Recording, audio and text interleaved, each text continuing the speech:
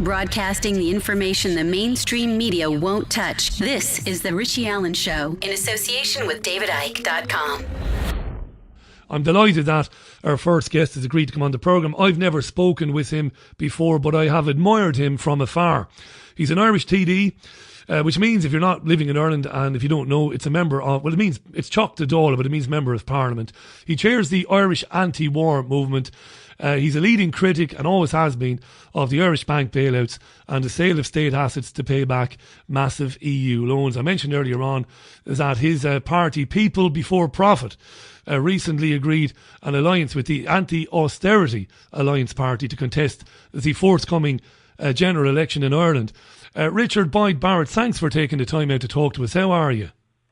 Grand, I'm grand. We're very busy campaigning now. The election hasn't been called yet, but we're expecting the election to take place probably in the third week of February. So everybody's out knocking on doors, and really all anybody's talking about is the election. Of course they are. Thanks for taking the time out to do it. You're so busy, I know that. So, yeah. Look, I'll get... Not at all. Look, I'll get straight to it. When I announced you were coming on the programme, I must have had 24 emails and tweets. Richie, please say well done and thanks to Richard for standing up for the poorest people in society, for being anti-war and all those great things. But one of the most common things I was asked to put to you, Richard, is this: hasn't the whole European project, and this is a genuine question coming in from listeners, been a complete and utter failure? And it's basically been overseen the transfer of massive amounts of wealth to banks and to the 1% in society in Europe and around the world at the expense of the ordinary working man and woman. The project has been a disaster, and people are saying, why shouldn't it be disbanded? Why shouldn't Ireland exit it along with Britain and everybody else? What's your response to that? Should we get out of the European Union?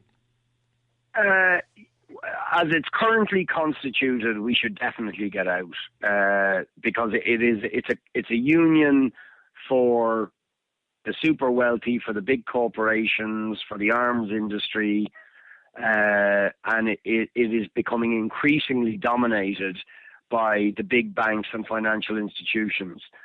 So certainly, in terms of what's happened in Ireland in the last few years, it has done ordinary people no favours whatsoever.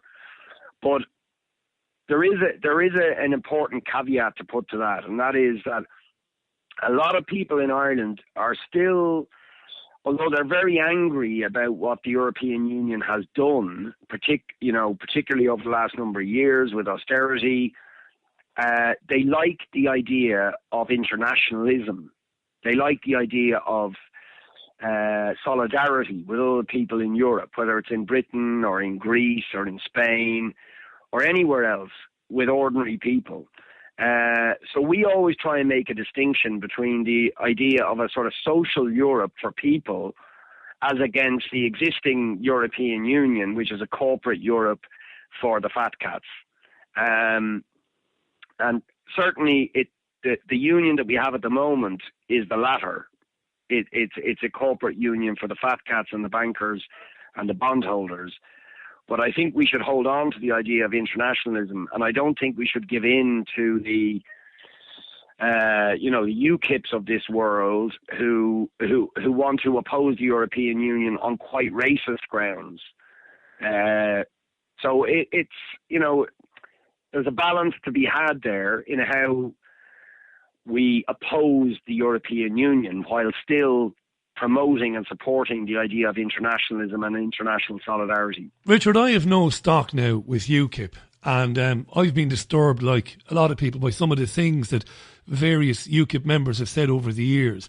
But I've interviewed quite a few of them over the years on different radio stations. And what comes through loud and clear with them is this fear of the centralisation of power and decisions being made from Brussels that can't be overridden by the nation state. And it's basically sovereignty. Now, David Cameron was in Davos today, as you know, giving a speech at the World Economic Forum.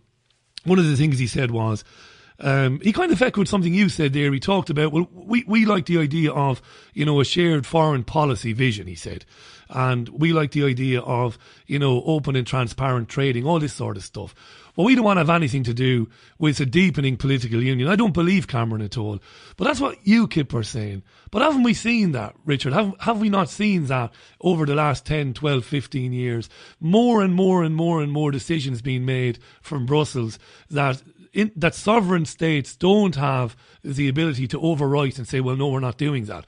That's surely terrible and something we have to redress. Yeah, no, absolutely. I mean, there's no doubt that power is increasingly becoming concentrated in the European Commission, which is accountable to nobody, and of course in the body of the European Central Bank, which is really just dancing to the tune of the international financial institutions and the banks. And they don't give a damn about democracy, and they certainly don't care about the rights or needs or livelihoods of ordinary people. So people are right to be very critical of all of that. And we have to oppose, root and branch, that kind of Europe. And I think if that's the basis on which people are voting to leave the European Union or opposing its policies, I would completely support it. Yeah. But what I worry about, more than worry about, I'm convinced that in the case of UKIP, the leadership at least of UKIP are opposing Europe on a very different basis, which is a racist basis, of trying to stir up fears and anxiety about immigrants. And I think we should have no truck whatsoever with that. International solidarity, solidarity with the people fleeing the most appalling situations in Syria. We should be putting out the hand of friendship and support to those people. That's some paradox, Richard, isn't it? I'm really sorry to interrupt you. Isn't that an incredible paradox that I find myself so conflicted on the Syria issue?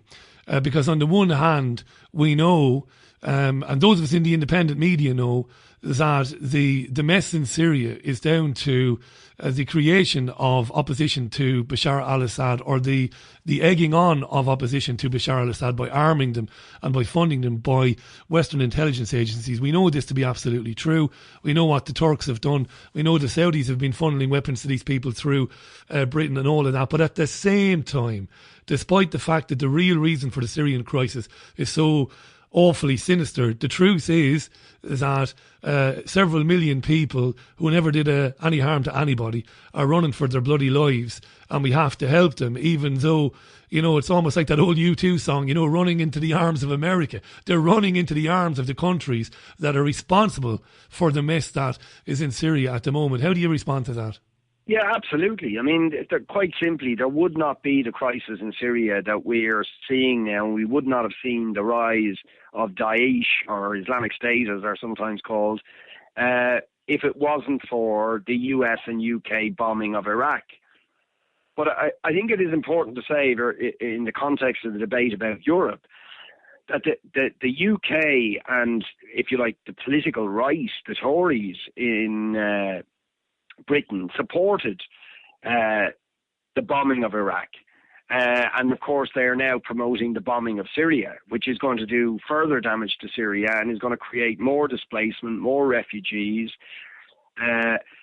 So I think we have to point to the real problem here. And the real problem in that particular situation is not so much the European Union as is the big global powers who are just trying to carve up the Middle East, get control of oil resources, and who have really inflicted the most barbaric destruction on the people of Iraq and Syria, and have promoted and supported some of the worst and most reactionary elements in the Middle East, whether it's, as you mentioned, funneling arms to the Saudi regime, who in turn are supporting jihadist elements in Syria, or supporting Israel in its brutal persecution of the Palestinians, or supporting the new al-Sisi dictatorship, which is what it effectively is, which is crushing the movement of the Egyptian people that was looking for democracy and change in Egypt. Richard, I'm going to come clean now and tell you. Well, when I say come clean,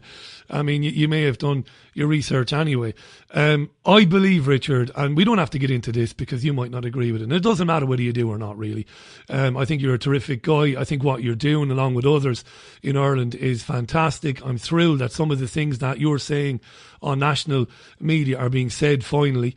But I believe, Richard, that this is all deliberate. I believe that the centralisation of power has been a long plan of the elites and of the wealthy.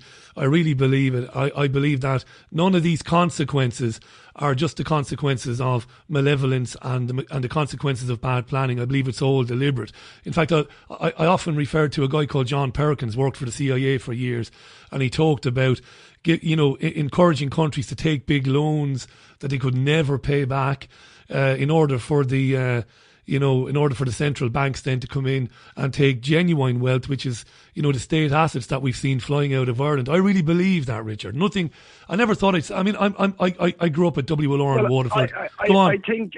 Just to cut across you there, I agree with you. And I think in a way the problems of the world, but it's not just Europe, it's the entire world, are symbolised with the meeting that's taking place today in Davos. Yeah. Where you have the billionaires of the world, the oligarchs, who control, more than half of the world's wealth. Oxfam produced a report there this week showing that the 65 richest people in the world own more wealth than the poorest half of the world's population. Yeah. 3.5 billion people. And all those people are gathered in Davos. And all the world leaders, certainly the Irish Taoiseach is there, I presume David Cameron is there, and world leaders are there sucking up to these corporate oligarchs who control the world's wealth and who are plundering resources, who are trying to tear apart public services and privatise them in order to profit from them, and who are really the flip side of the coin of the rising levels of homelessness and poverty and deprivation and inequality we see all across the world, in Britain, in Ireland and elsewhere.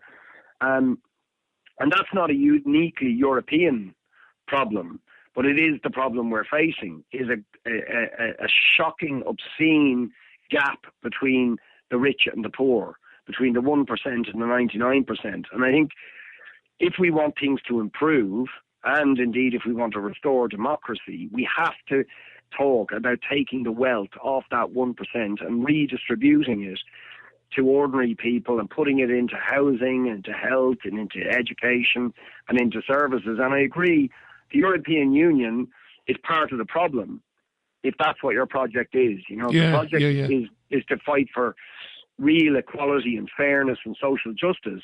Certainly, the European Union is part of a bigger global problem, which is about the institutions of the system protecting that 1%.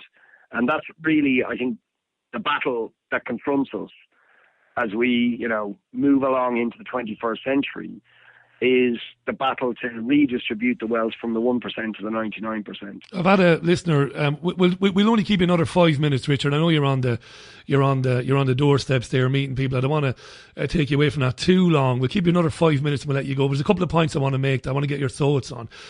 Jane is listening to this in Dublin, says they want to own everything, Richie, these corporations, which is why we have the water charge protests here, and it's a reason a lot of the Irish would normally not be so against the government are disturbed as to the next step, privatisation, perhaps. I think she means privatisation of everything. Richard, another question I was asked to put to you today. This is genuine, by the way. We're going out on Fab Radio, alternatecurrentradio.com. I'm here in Manchester. Massive audience in Dublin, believe it or not. We have a lot of listeners in Dublin listening to this programme online every evening. And one of the most common questions I was asked to put to you was, Richard, look what happened to the Greeks. Alexis Tsipras and Yanis Varoufakis came along. Dynamic men, young men like you, good-looking men like you. Right, good-looking man. Thanks for the compliment. You are. Very clever. My missus thinks you're lovely. Very, very, very bright. You're a very smart man. You're decent. You have a track record of saying and doing the right thing. You have. Now, The Greeks bought into Syriza hook, line and sinker, Richard. We're going to take it on. We're going to take it on.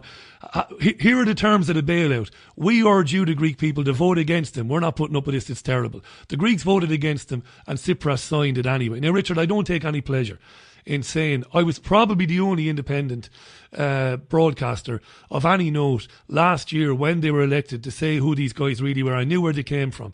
I knew where they'd been to school. I knew who they'd moved around with. And I knew these guys were in effect a Trojan horse. And this is a long question, this.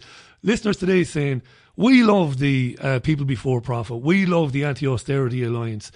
If they got in, though, what guarantees would you have if they ever got into a coalition government that they could bring about the sort of change for the Irish people in terms of ripping up these agreements? That's the question, Richard. No, that's a big. It's a very good question, and I mean, I think in a way the answer to the capitulation of the Syriza government to the blackmail of the EU was already apparent even before they came into government, because they said, we don't want to pay this debt, but we're not leaving the European Union.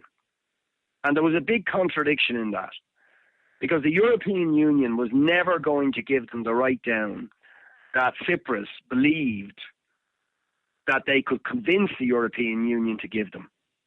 Now, we're not as naive as Cyprus. Varoufakis, in fairness to him, I think had a far better approach, and it's why he left the Greek government, because he understood that when they went into those negotiations, they had to be willing to leave the European Union. Otherwise, the European Union had them over a barrel. And of course, that's what happened. Richard, were you praying? Sorry to interrupt you. Were you praying, knowing you from afar, of course, and knowing what you believe in? Were you praying that they would stick to their guns and that they would absolutely and leave the union? Absolutely. I mean, it wasn't but I mean, it's important to say it's not so much that I wanted them to leave the union. I wanted them to be willing to leave the union if that's what it took to end the austerity and to write off the debt. And they had to be willing to do that. And sadly, they weren't willing to do that. I mean, had they stood up to Europe and said, we're going to leave if you don't give us the debt write down, we don't know what would have happened. Yeah. I can't say what would have happened. But they certainly had to be willing to do it. But you believe, Richard, sorry to interrupt, but you believe that there are forces at work so desperate to preserve for want of a better word, the integrity of the union, that they might have said to the Greeks, all right then, we'll make it easier, we'll give you what you want. Yeah, I mean, as I said to you, I think from the beginning, Tsipras had given away his main card. He had let the European Union know before they even went into the negotiations that he was not willing to take Greece out of the European Union. And once that was apparent, the European Union, the Commission, the Troika, and so on knew they had them. And I mean, it was interesting reading Varoufakis' account of the meetings, where he said when he was talking to the European Union leaders that he might as well have been whistling the Swedish national anthem for all the notice they were taking of him, because they just weren't interested. They didn't care what Varoufakis had to say. They didn't care about the suffering of the Greek people. They didn't care about the justified arguments that the Greeks were making for debt write-down. They were determined to impose their will on Greece. And the only way the Greeks could have responded to that was to say, listen, if you don't give us a fair deal here, we're going. We're leaving. Yeah, again, you can call me a conspiracy theorist if you want. I believe it's even more sinister than that. I believe the guys were basically stooges. And I always point to his education, Varoufakis, and where he worked. And he did work for a time at the LBJ School of Public Affairs in Texas. And I just didn't buy them, Richard. From the word go, I didn't buy them. I didn't believe that they believed it. And I thought they were sent in there to basically hoodwink the Greeks into thinking there was an alternative. And I still believe that. I know you don't agree with it, and I respect your opinion.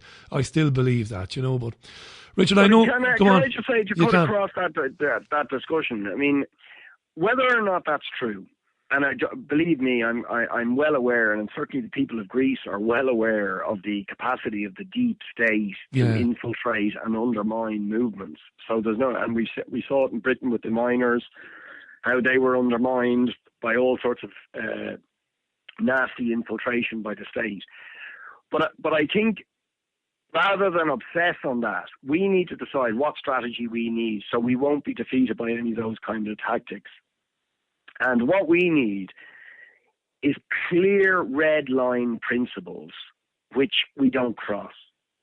And we need a movement behind those principles that is capable of standing up to the bully boys, whether they're in Europe or whether they're, in the British state, the Irish state. It doesn't matter, whether it's in the banks or the corporations. Is we need clear demands and principles that are not negotiable.